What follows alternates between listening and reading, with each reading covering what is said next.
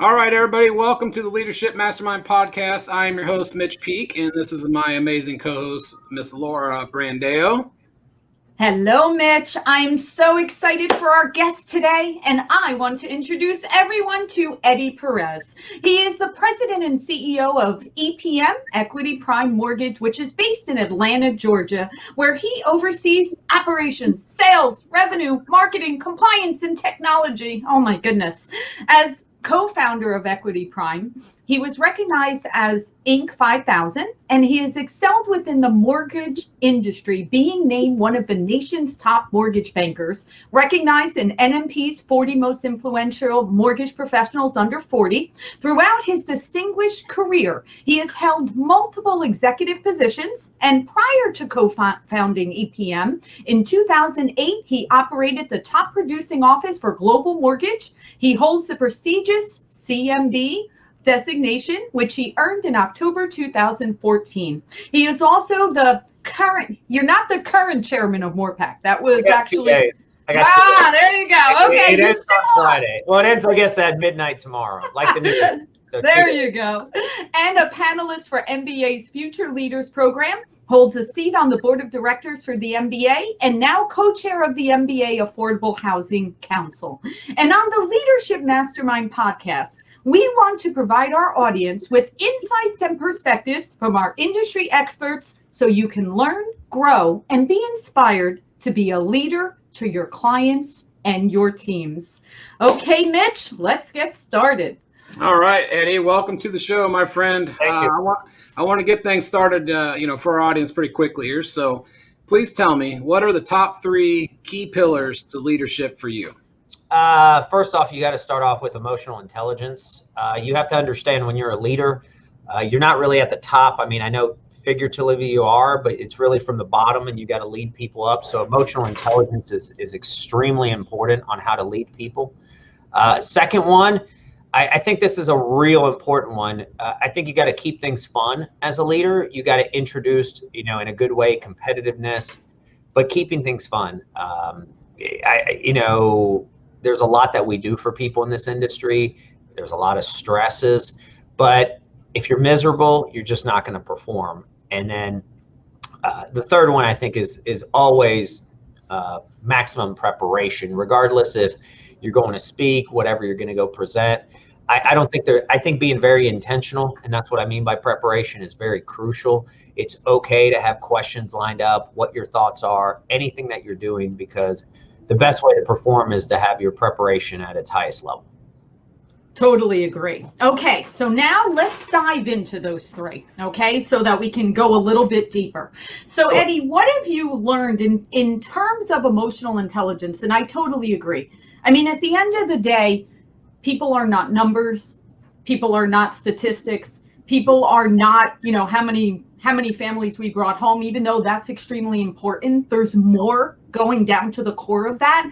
So what have you learned in your career of how to really connect with your team and with your clients to utilizing emotional intelligence? I mean, I think the greatest, emotional intelligence can break down to many categories, but I think if you really lead with empathy, that is, and that obviously gives you perspective. Perspective really is what I would say, empathy meets knowledge, even meets preparation.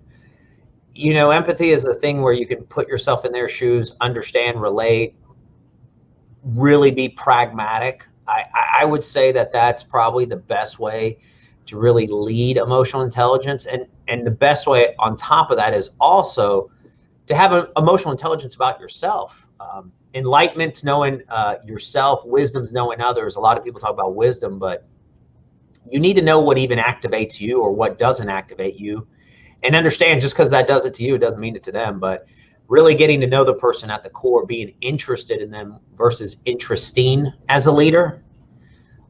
Like I say, leading from that bottom up mentality, I think is really the crucial part on it. And that's where you can be relatable. That's where even tough conversations or what has to get done can be done in a fashion that is not viewed as hostile, or more importantly, can express the urgency behind it without having to use any sort of fear tactic. Agreed. Absolutely. Agreed. And it's very interesting as you were speaking and you spoke about enlightening, okay? You are correct. I was going through my brain of the difference between a manager and a leader. Okay? Because you're not managing people. When you truly know yourself, you are there as a servant leader looking out for your people. And therefore, your people will follow suit because they trust you and they respect you and they want to be there for you for whatever the mission and vision is that you are putting before them. So you are correct. And that's very, very, very key to this is that it starts with you. You got to know yourself. And really your job as a leader is to unleash the potential in them. And the only way to do that is you got to ask a lot of pointed questions, not just say, tell me a little bit about yourself. What are your passions? What are your joys? Where do you see yourself? If you could draw a dream, because a lot of times they'll give you the answers, how to even lead them, even how to hold them, accountable without having to use the word accountable. Like, okay, here are your goals. We've made this agreement. I'm here to unleash the best in you. And some people's best is different than others. Some people may say, hey, look, I only want to get to this level, or I want to get to there. That's fine. You at least then know the expectation, and then you can ask in return how they want to get it done. Exactly. What is the first thing you see in an individual that works for you that you think, okay, this person has leadership inside of them? What do you see when what light goes off that says, oh, this it's not really I would tell you it's not even a see, it's a hear. I think you got to listen extremely well. I think one of the greatest things as a leader is to be an exceptional listener. And the only way, once again, to do that is to be interested and to ask questions. People will give out, as I say, their personality, their intentions, good or bad. I actually say if you're a phenomenal leader, it's how you can, call BS early and often, it's because you listen well. But I would tell you it's not a see, it's a hear, because as I've said before, talk is cheap, hypocrisy is expensive. But if you listen and not just, okay, I understand, sure, great. I'm talking about, tell me what drives you. Tell me what motivates you. What do you like here? You'll get to see it, and you'll also see it through action. So I would tell you it's more of something you could do if you were blind, because you could just hear it. Yeah, and I agree, but again, it goes back to you have to care. It starts with that empathy, and it starts with actually wanting that person to perform their best, whatever that best is. Because you are correct, Eddie. Not everyone wants to be a leader. Not everyone wants to be an executive. And that's perfectly okay. Perfectly fine. Whatever piece of the puzzle they fit within the team, it's vital, it's important, and we appreciate everything that they do. But you're right. It starts with caring about that team and then listening. And for all of us, I can speak for Eddie and myself, especially as you start to get to an executive level, it's extremely important that you continue to listen, because a lot of times when you keep going up, everybody wants you to talk, but you actually are your best when you stop and you listen. All right, Mitch, I want you to tackle fun. Let's have the fun conversation. Go ahead. What do we do with fun? Go ahead, Mitch. Yeah, I like this. So, I grew up and, my whole life in sales. So this is what I like this portion of what you said, because, I did too, by the way. I did. What's that? I was an originator. I did. So you understand. So the fun aspect and the competition aspect is what I enjoyed most about sales. All my years doing it. So tell us a little bit about what you do to keep your team motivated and keep it fun, within the office. I mean, I've always said the best way to be fun is to be you. Some people's fun is not another person's fun. Like I say, when we've talked about enlightenment, have studied myself a good amount just to know, was I crazy on this? What was going on here? But Probably at no surprise, I took the Big 5 personality test. I scored the highest on extroversion. No surprise there. So, you know, mine's a little different. You know, I have a megaphone in the office. Actually, it's right here. I walk around, I'll joke with people, I'll talk on it. It's been spread out, but I think it's really just a healthy level of competition, and because that also allows you to appreciate and recognize it, and you just don't have to do it for sales. That's a mistake that I made early in my career, because why would operations people want to do this? Well, that's just silly. So it's really about, you know, we have a monthly awards ceremony. It recognizes all facets, all departments, what they did. We post the numbers, we show who they did. We're probably going to be showing that more online in the future. In the past, we didn't. We kept it just in-house, but I think we're going to start celebrating the people, because that's one of the things that they requested, because we do a engagement survey of behaviors of the individuals. And that was one of the things that was very doubled down on. You know, when you see the areas you can fix, that's great. But when you see the areas that you're doing well, you should double down on those, because that's doubling down on your strengths. I think you just got to always know that, you know, there's more to life than yourself. I understand that you got to take care of things and take care of your family, but if you're miserable, you know, why be here? Why be in this industry, especially an industry that represents the real estate and its functions, which is 25% of the United States economy. You know, we put people in homes. It's been shown that when somebody's a homeowner, you know, domestic violence, drug abuse, a lot of these awful things and mental health decrease. So we're improving people's lives. You know, that's why it's not really like a battle cry, but a statement. I always believe lives, not loans. And I think that's, you got to know that, you know, playing sports is fun.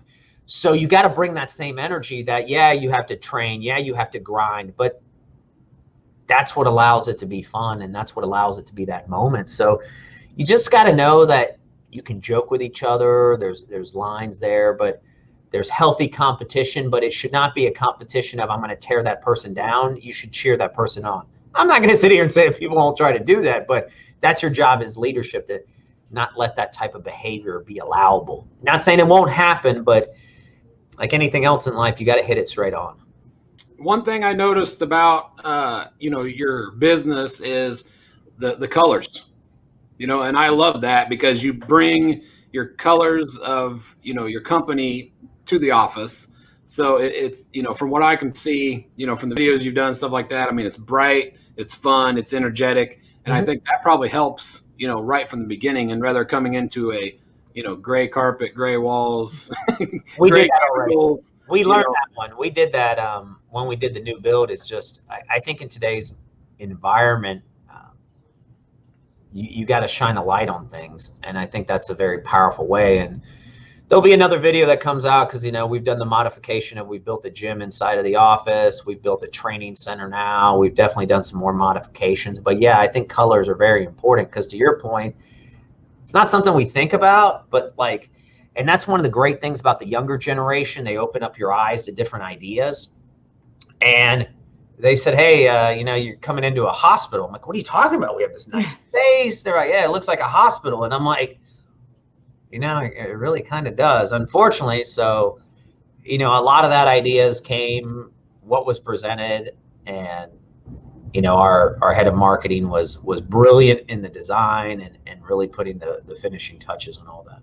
Well, if you think back on it, you know, even with my kids as they age, my kids have bright, fun, you know, what color room you want, that's what color room you get. But as we get older, you know, we got a gray room, a beige room, you know, everything gets toned down a little bit. So, you know, and being in sales, being in a cubicle, that's the way it always was for me. You know, everything was gray. It was depressing. Gray or tan, off-white, that's what it is. I mean, that's just, you know, there's no real energy. You know, I'm always trying to get more energy. And, you know, and my job as a leader, as CEO and president, you know, there's three things I'm responsible for: the vision, the culture, and the results.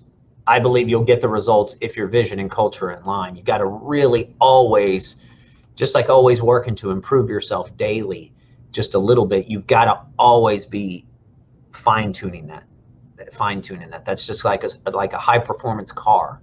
You cannot just rely on it. There's a reason why these high-performance cars, these racers, they're always turning the needle, looking at it, putting in a new engine. It's just what you have to do. You have to get 1% better every day. Yep. That's it. So obviously culture is extremely important. So you mentioned that you have engagement surveys or that type of thing. What do you do to actually ensure that your culture is constantly moving and positive in the right direction? I mean, there's different people that have certain responsibilities. We have a promotions manager here. We hired an outside firm that allowed us to build our 23 behavioral drivers, because most things in culture are not just core values. Core values are important, but they're derived from, you can derive a certain amount of behaviors to equal your core values. So we've identified the drivers. We give it to people when they interview. We heavily promote. It's an anonymous survey too, that engages the surveys and really what's going on. And then we talk about it. You know, one of the big things that allowed us to do during COVID was at first to calm people down. As a leader, they needed to see me more often and speak. So we started a tradition on Fridays to kind of what evolved into a town hall, and now it's evolved into a speaker series of great leaders and ideas they have and different subjects. And I mean, we've even tackled, you know, social issues to personal, you know, mental health. I think one of the greatest travesties that have happened through here is there's probably 100 million to 150 million people worldwide that are dead. They just won't die for the next 10, 20, 50 years, but their mental health has been shot. And as a leader, you know, I believe, you know, I'm not really in the mortgage business, not even really in the real estate business. That's just the vehicle that makes it possible. I really believe that we're in the personal development business that happens to do it through mortgages. So the more that you focus on personal development, that's a biggest component of the culture, the more everybody, because if you make somebody a better husband, a better father, a better wife, a better sister, a better aunt, a better uncle, a better brother, sister, whatever, if you make somebody a better person, you've won. It all rolls down from there. And even if they leave you, that's the other thing that I think people get upset with, that people leave you for promotions. I just think that means you're running a great organization. That's like in college football, the great program have their players leave after 3 years because they highlighted them and they developed them into the NFL and they had healthy competition. And some people didn't make it from that, and some people were upset, but that's not really on you at that point. That's really on them. And I think you got to live those virtues. And you know, what you were talking about earlier about leadership is, and how you pointed out, a lot of great leaders understood in themselves what it was and how when they were younger, so they can relate, and that's where they can see it. They're really listening to it, but that's what they can see it. But you got to focus on the culture every day. That's literally one of my job responsibilities every day. Thinking on how can I improve the vision, because vision's strategy, you can call it either way, and what can I do to improve the culture. And sometimes you got to let go of people, you know, if somebody goes sideways, you know. And the other thing is, culture can change in a matter of like that. And what I mean by that is, you know, there were things that we tolerated in the past that we don't tolerate anymore. And then some people have a hard time getting over that. Then you just have to say, look, this is a reset moment. If you're all in, great. If you're not, that's okay. You know, with a lot of our growth, you know, we've had a lot of people that left, and I don't think that was a bad thing. That was just, it's not. They wanted to go to smaller companies. They wanted to do different things. I'm not knocking that. And look, we're not large, we're medium, but you know, we have a vision that we can keep growing it. We feel like we bring something unique to the table when it comes to personal development and really growing the people. Because, you know, the way we built this organization, you know, I was not blessed with, you know, rich parents. It was the old school fundamental, you know, grind it while you're in here. So we went with more of the special forces approach. How do I get more out of my people instead of just getting more people? So back to your point on that, when, you know, I was in my 20s, I was working at a call center doing sales, you know, top sales guy, you know, killing it, enjoying life. But then my boss came to me and said, Mitch, you know, I love you. You're doing great. He said, but you do realize this is just a job, right? This isn't a career. You know, you could be the best ever here, but you're never going to make a lot of money doing it. You know, he's like, this is just a stepping stone. So, you know, eventually you got to get the stepping, you know, and, you know, that's to your point where, yeah, it's tough to see people go, but he's the one that pushed me to make my next move. And but that's a good leader. Right. That's someone that actually cares about you and Right. has listened and has looked after you, because you're right. Sometimes in life, people get complacent. They're like, hey, this was great for a few years, and hey, I could do this with my eyes closed. I don't even have to challenge myself to do the next step.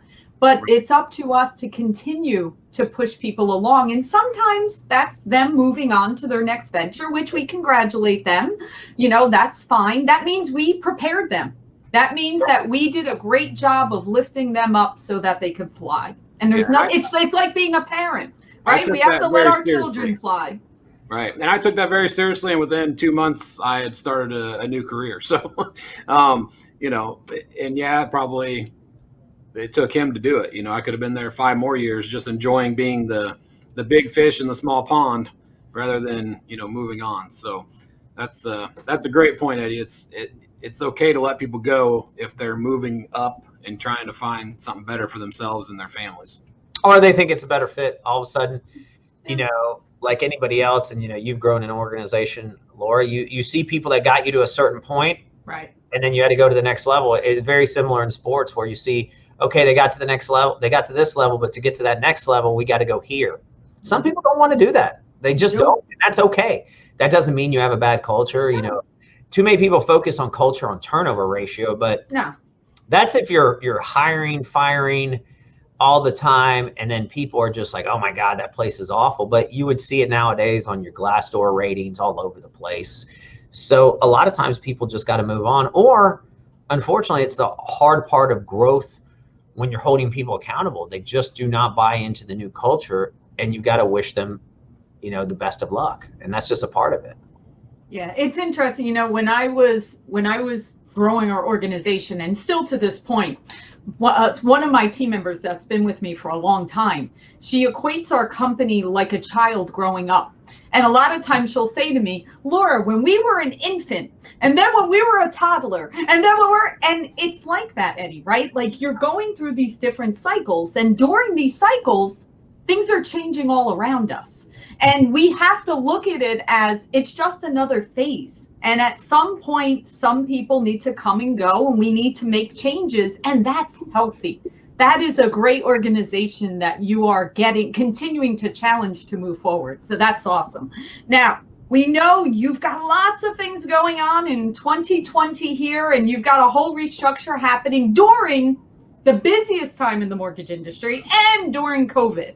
So what are some of the things that you learned during this past year? Because your organization certainly has gone through so much change, and I'm sure you have lots of great visions for 21 and beyond. But what are some of the things that you learned during this year? How long do we have, right? I guess, I mean, what I can sum it up really well is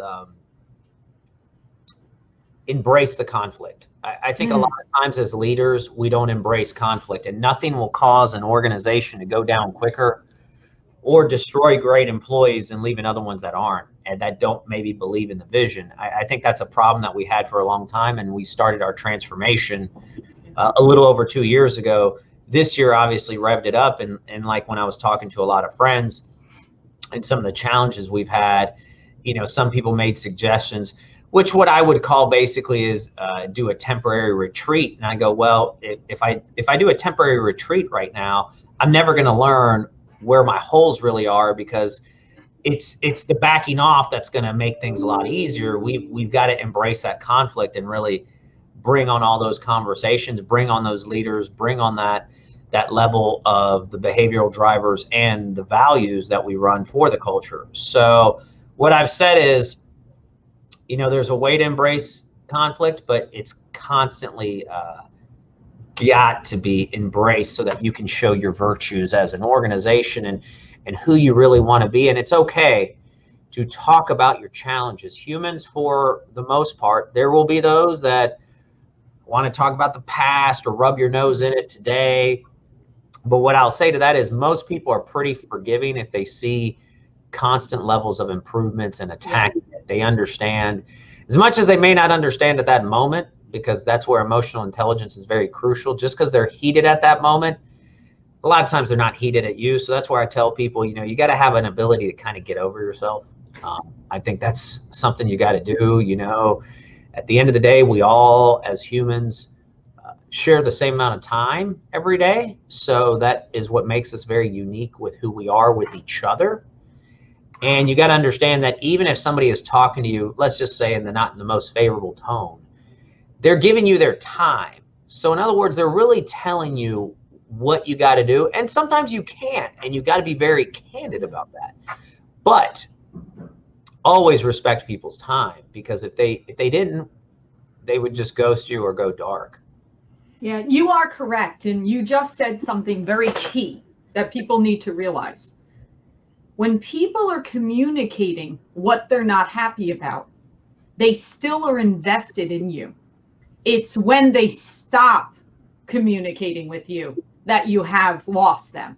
Yes. So you are correct. And I will tell you from, you know, the thing I love about the mortgage business is that our partners will tell us when something is not right. And they will share that not because they want to see us fail, but because they want to help us. And that is actually one of the blessings of our industry that I have seen. There definitely is a good amount of, you know, we need more of it. There was a time that we haven't, but I think obviously COVID has definitely helped with a lot more of a unified front. Yeah. Because at the end of the day, it doesn't matter if you're, you know, a retail lender, a broker, a bank. During COVID, they came for all of us. Yep.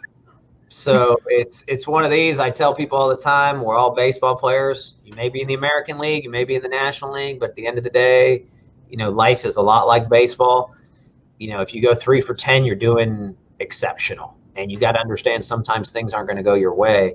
It's the only reason I don't agree with that whole statement that life isn't fair. That makes it seem like you're going to go 10 for 10. You're not supposed to go 10 for 10. No. You would appreciate it.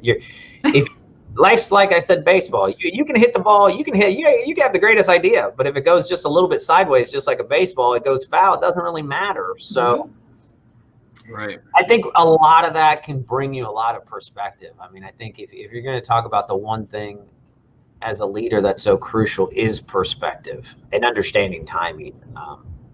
And they may be mad at you at the moment, but what I have seen, they always come back and be like, you know what? I understand a little bit more now, la, la, la. I agree. So how many employees of yours use that analogy against you, Eddy? When they say, listen, man, I did my best. I mean, I can't hit 10 for 10. You know, none of them have ever said that. 3 for 10 this week, Eddy. Now, what I will tell you is, because we publish our behavioral drivers that we call our fundamentals, sometimes, you know, they try to word it to push an agenda, but like I say, that's on you as the leader to embrace that internal conflict and, you know, call BS as you see it. And more importantly, it's not just leading the way, not leading by example. What I mean is you got to really people show the way. You got to really say, let's go. Come on, let me. Yes. You know, it's not just, okay, I've shown up. I work a lot of hours. Yes, they know what you invested, what you did there. It's really about the transparency. I mean, that's one thing that I'm working on really heavily, because like I said, when I took that Big 5 personality test, I thought I was a pretty open guy, but I guess I wasn't, like in certain degrees. And I'm like, what do you mean? Like, I've really learned that when it comes to communication, there's no such thing as over communication. Agree.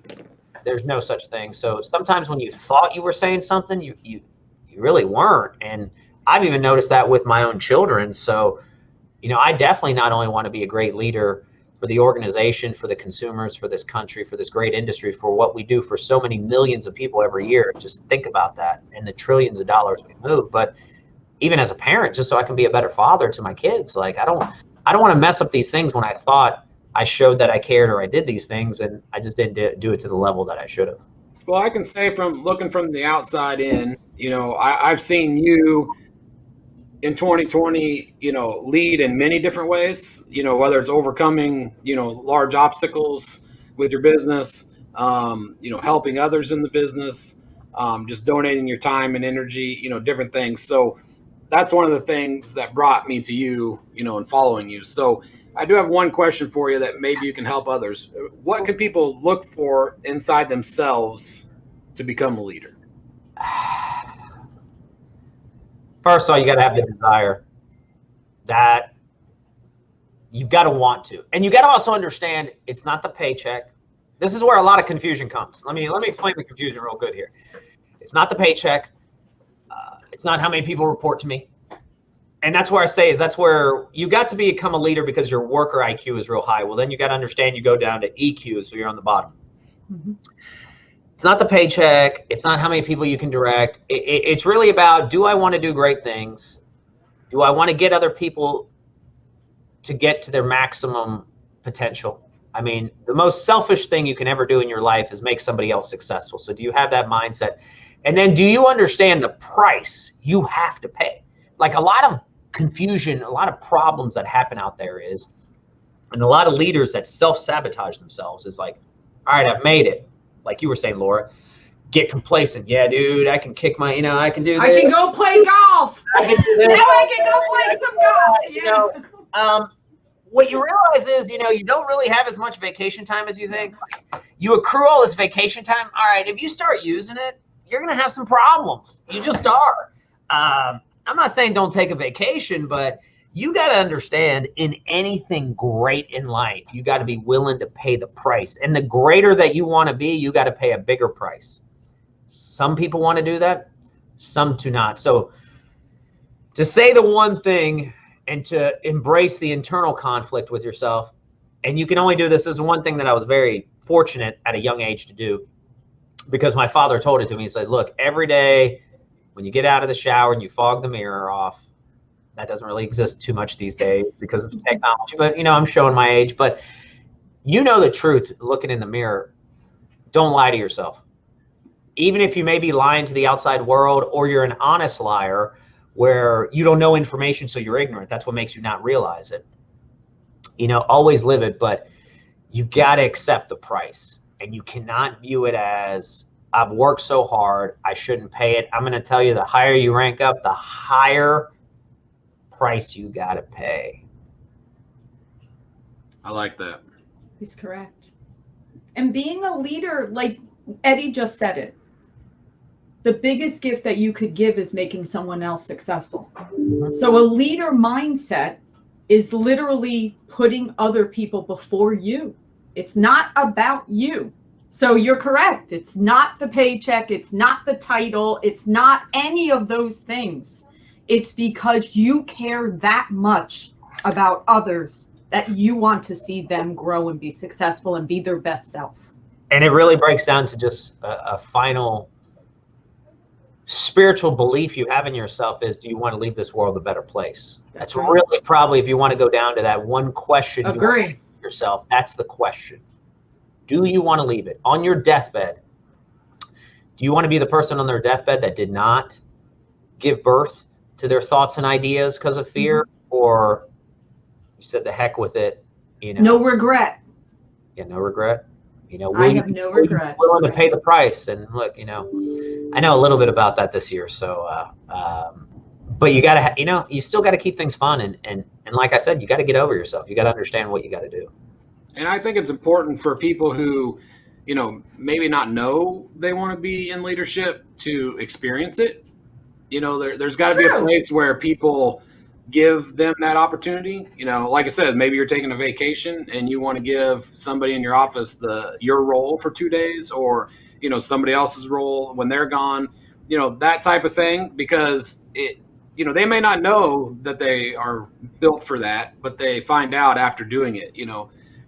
I never thought I wanted to coach sports, but, I coached my son's football team, and his baseball team. And I was like, man, this is fun. Like, I really enjoy being able to give, to those young kids and teach them.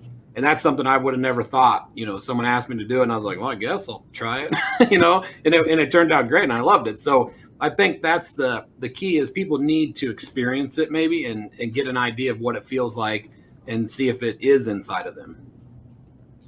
No, I mean, you got to take the leap. That's for sure. You got to take the leap. Yep. Awesome. All right, Eddie, you got anything else you want to share with the audience today? This has been powerful, Eddie. I will tell you that you can certainly tell that one of your fundamental concepts is self-awareness and improving each day. And kudos to you and what you're building in your organization. I'm confident that you have lots of success and greatness to come in, now and continued. So kudos to that, and great job with communicating that. And, I wish you all the best. Thank you. And it's a pleasure always. And, thank you for this opportunity just to pay it forward. Obviously people trailblazed it for myself. I've got to trailblaze it for the people 20, 30 years from now. How exciting is that, Eddie? Isn't that exciting? I always feel like that's the ultimate feel good. That's the ultimate. Agree. Ultimate feel good. Yeah, I've learned a lot, like I said, from watching you this year, about leadership, and that's why, I brought you on here, because I know you've led through a lot, and you've done a great job doing it, and with a smile on your face. You want to laugh about that situation? That I was built for war. That I was the only one, though. I had plenty of people that told me how to act a certain way, and I told them, no, watch. I know what I'm doing. Just watch. This is, especially when you knew fundamentally the truth. That's always the most powerful part. Some people are going to rock the world. They're going to catch some stuff. It's okay. It doesn't mean that they're going to win. And you got to understand that. And sometimes you need to learn those lessons so that you know who is going to stand next to you in war and who may not. So I think 2020 taught a lot of those lessons. I have to say, honestly, that was very humbling. How many people came to the defense, how many people stood up, how many people did things that I would have never otherwise known. Right. Well, the key is it's easy to be a coach or a leader when things are good. Yeah. A true leader is shown when the times are bad.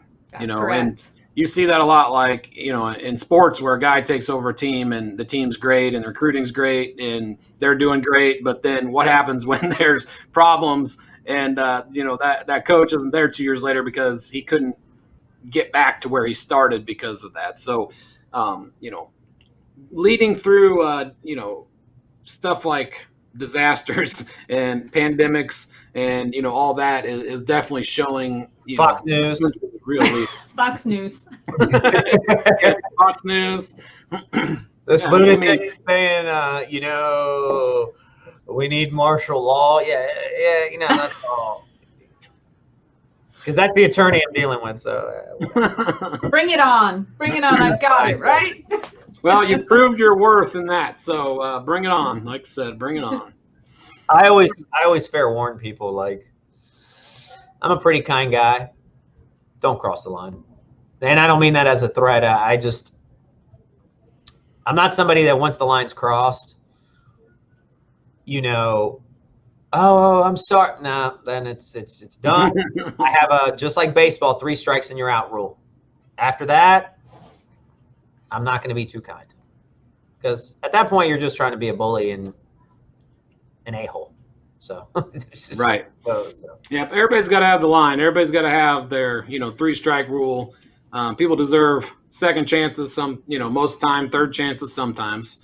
But after that, you're kind of running out of luck with anyone. I don't think it's just you. I think with anyone, you're going to run out of luck there. Cool. All right. Well, thank you so much for your time. Greatly appreciate it. Yeah, Eddie, I appreciate it very much, this has been Eddie. fabulous. All the best. Take care. Thanks for everybody. being a wonderful guest. Take care. See you well.